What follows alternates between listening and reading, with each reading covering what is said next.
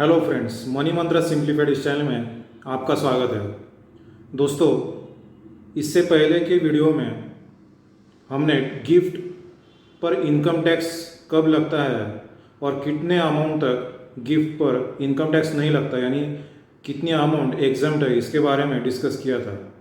आपने अगर हमारा प्रीवियस वीडियो नहीं देखा तो वो देखिए, उसी का ये सेकंड पार्ट आज हम डिस्कस करने वाले हैं कि 50,000 तक तो गिफ्ट एग्जम्प्ट है, यानी in the form of money और कमोडिटी वैल्यू अगर 50,000 है तो आपको इनकम टैक्स नहीं देना है। तो उसके अलावा भी कुछ एग्जम्पशन है इनकम टैक्स में, जिस केस में आपको गिफ्ट पे इनकम टैक्स नहीं भरना है। तो वो एग्जम्पशन आज हम डिस्कस करेंगे।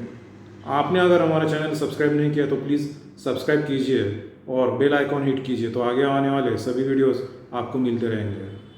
जैसे कि प्रीवियस वीडियो में हमने डिस्कस किया कि अगर किसी गिफ्ट की वैल्यू 50,000 तक है, या फिर कैश या बैंक ट्रांसफ़र से, या फिर कोई इन्वेस्टमेंट प्रॉपर्टी आपको 50,000 तक मिलती है, तो उस केस में गिफ्ट पे इनकम टैक्स बिल्कुल नहीं लगता।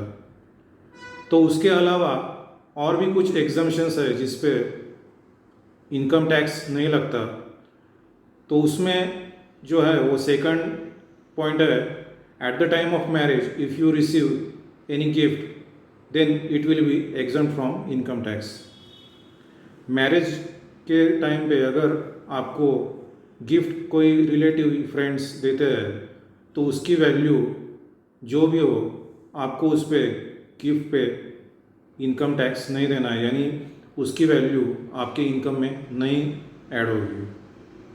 उसके अलावा कोई क्लोज रिलेटिव से आपको अगर गिफ्ट मिलता है, close relative in the sense spouse या फिर ब्रदर सिस्टर या फिर माता पिता, ऐसे कुछ डिफाइंड रिलेशन है इनकम टैक्स में, जिनसे अगर आपको गिफ्ट मिलता है तो उस केस में भी उस पर इनकम टैक्स नहीं लगता।